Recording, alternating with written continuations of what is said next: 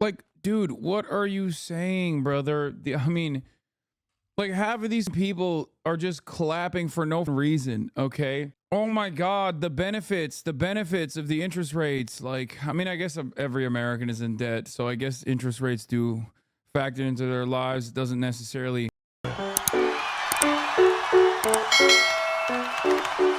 Kamala Harris has no idea what she's doing and will cause a depression. These sitcom ass laughs, bro. What am I hearing? Dog, what you are hearing is like real American voters, okay? Those are actual people who are going to go out and vote. What you're hearing are the American fascists, okay? The suburban warriors, the people who are ride or die, deeply invested in the MAGA cause. YouTube comments, I mean, those are ironically the people who write the YouTube comments. Let us become unburdened by what's been by voting for Trump. Trump fans, Janet Johnson. Sorry, Harris not getting my vote. Can't afford your tax plans. Like, dude, there is 0% chance that you are going to be taxed a single penny more. You are a random username on YouTube. It's got to be a bot. Our administration's top economic priorities. Was it wrong to consider inflation transitory? I mean, these price spikes seem like they're going to be with us for a while. We have to address the fact that we got to deal with the fact that folks are paying for gas, paying for groceries, and need solutions to it. Will you commit to implementing a federal ban on fracking your first day in office, adding the United States to the list of countries who have banned this devastating practice? There's no question I'm in favor of banning fracking. And it's rough. Groceries, the cost of groceries has gone up. The cost of gas has gone up. Bro, I hate this shit because it's like the fracking is the same as like coal miners, but we just moved on to fracking instead. Like in key states, there's like 20,000 jobs that actually pertain to fracking, but like a million people minimum who care about it. Like if it goes away, they'll die. And as this is all happening in the context of 2 years of a pandemic, it's one of the highest priorities actually for the president and for me. That is called Bidenomics. That is called Bidenomics, and we are very proud of Bidenomics. All right, we continue she's very proud of Bidenomics. In Harrisburg, Pennsylvania, that was Kamala Harris touting her pretty radical beliefs on the economy in her own words. According to Kamala, her values have not changed. We don't know where she stands because she's only done an interview for 16 minutes and 29 seconds spoken.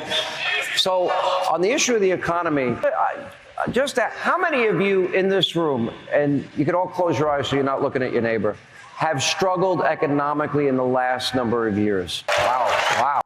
It's actually not that bad because, you know, conservatives for the most part are wealthier than Democrats on average. So, you know, I love that they're not even lying.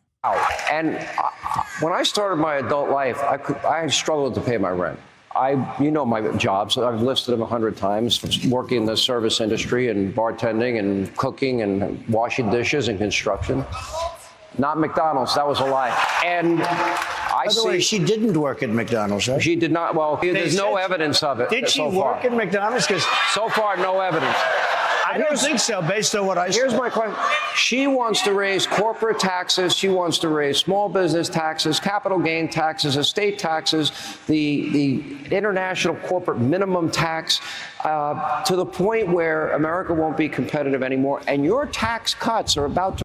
There's nothing funnier than having a room full of hogs, some of which unironically are broke, celebrate a billionaire whose first job was being the son of a multimillionaire real estate developer, go, oh my God, hell yeah, brother, you're right. She's fake. She's a phony. It's like, bro, listen, she was a cop. Not the best job, okay? Not a big fan. But the idea that like you are closer to Donald Trump in terms of like your lived experience, your class interest than Kamala Harris is so, oh my God. To expire in 2025. It'll What be does the this mean for biggest- the economy? What does it mean for everybody here struggling? So I gave you the biggest tax cuts in the history of our country. If you let the Trump tax cuts expire, which she wants to do, she wants to terminate them. If you do that, you will suffer the biggest tax increase in history. There's never been a tax increase like it. Wait, dog, you did that. No, that's his tax cuts that are slated to expire. Dog, oh my God. You at the time thought you would be a 2-term president. You were wrong. And you literally wrote the tax proposal in a way that all of those people in that room would actually get tax hikes by 2025, except for the 1%. The top tax bracket and the corporate tax rate is permanent. Every other tax rate beyond it is not. It is slated to sunset. Problem is, he wrote it like that. God, I hate how Americans are. I get really mad about the Democrats in general because like they're so close in their policies, in the hurt that they contribute to the Republican Party. But god damn, the moment that I see a room full of hogs, I literally turn into a JD Pond for permanent first worlder, dude. Like nothing immediately snaps me out of like wanting to take care of our fellow man by just like hearing a bunch of cackling hyenas in a goddamn room advocate against their best interest, like their immediate best interest. It makes me so mad, dude. Like, hey, Hasan, have you tried not complaining? Good one, dude. You did it. Good one. I'm a political commentator, dude. This is what I'm doing, okay? I'm serious. Like, it just, all of the complaints does not equal commentary. What? Anytime someone says something, anytime someone in the chat says this thing you've ever heard, there is going to be a that goes, exactly. That guy is right. No matter what. Anyway, so very, very frustrating stuff to see like a bunch of modern American fascists just sitting around in a room and being like, hell yeah, Mr. President, I don't want my taxes to be increases. Like it did. Okay, it did. My first chat, he calls me out, typical cringe. Yeah, well, don't say something cringe then, the good man Jack. What do you mean? On top of which, she wants to add a lot of tax. This country will end up, and I've said this a lot, and I mean it. This country will end up in a depression if she becomes president, like 1929. This will be a 1929 depression. She has no idea what the hell she's doing. What if unrealized capital gains taxes were implemented? What would she that wants do? to do that. This is where you have something, you don't even know what the value is. I tell you what, if that's going to happen, go out and open an appraisal company because you're going to make a fortune. That's about the only group that's going to make it, and accountants. It is the craziest idea. And remember this, very rich people and big international corporations, they don't have to stay in the United States. And they will be forced to leave for other countries. They can't afford to do a thing like that. They may have great wealth and no cash, and they're going to have to pay cash. Where are they going to get the cash? If they do that, the unrealized capital gain, it's been talked about for a few years by ultra-left Marxists only, like her father's a Marxist. Her father's a Marxist teacher of economics. Can you believe this? But if that happened, this country, and I think forgetting about that particular, she's got a lot of things that are just as bad. If she gets in, I think we will have a depression, 1929 style depression. That's what I think will happen to our country. Already they've set us on a path. What about price gauging, as she calls it, or gouging? Well, she called it gauging. And what if they implement that and then price controls? Yeah. That's been tried in many times. The former Soviet Union, Venezuela, even in this country in the 70s, it was a disaster. Yeah. Every time it's been tried, no matter over hundreds of years, not just over hundreds of years, price controls, you end up with no product, you end up with massive inflation, and you end up with the destruction of a country. How does this impact? How do high interest rates impact? How does inflation?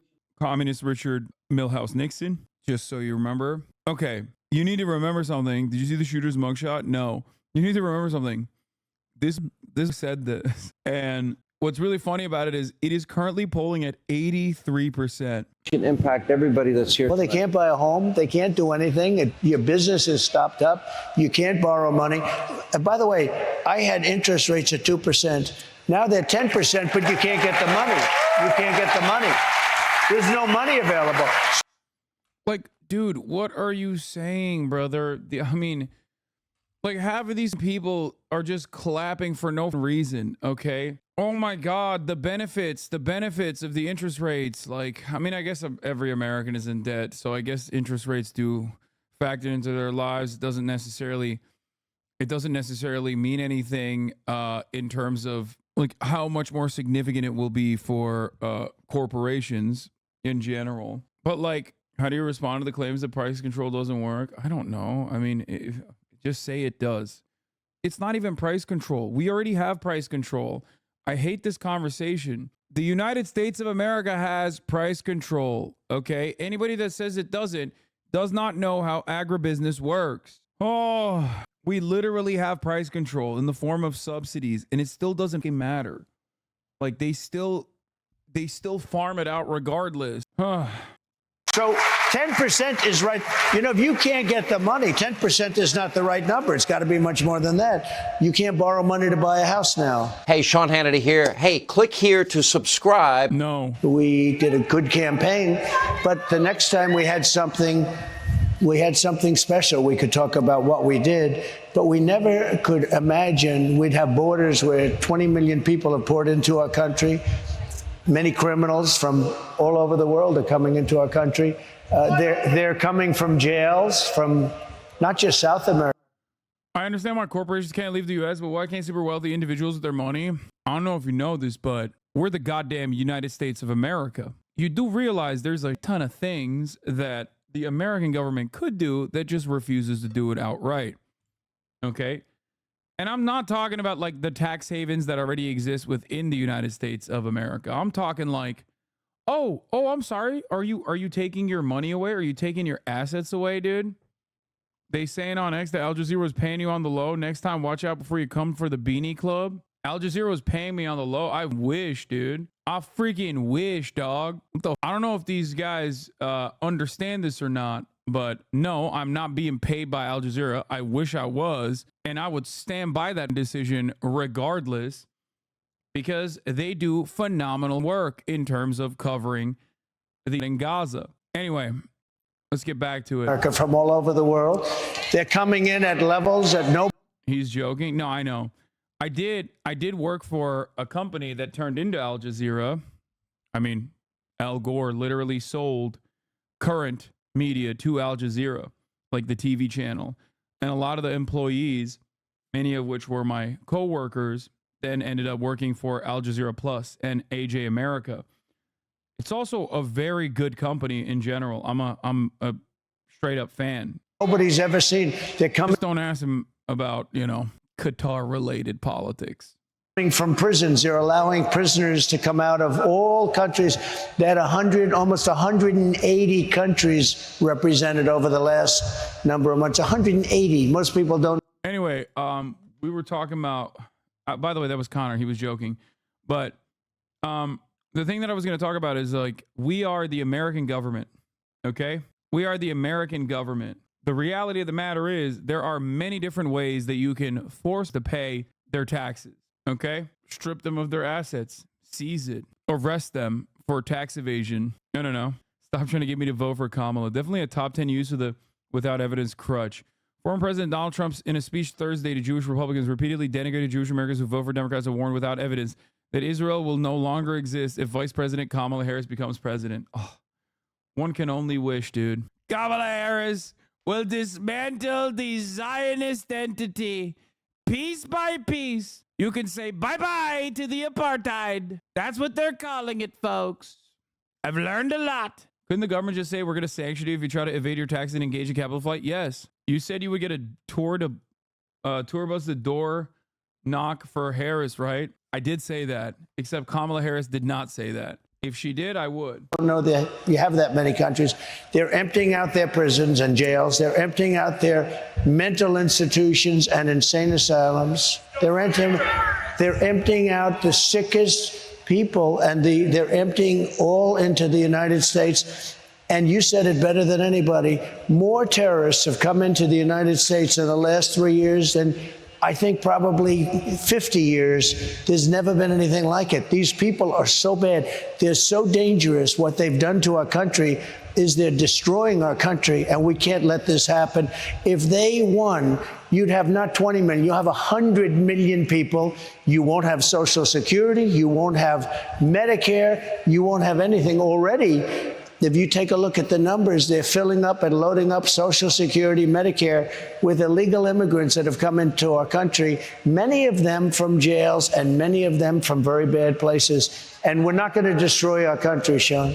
I'm going to play Kamala Harris and the comments that she has made about the border, because I think this is important. I want to play her in her own words about this. You're right.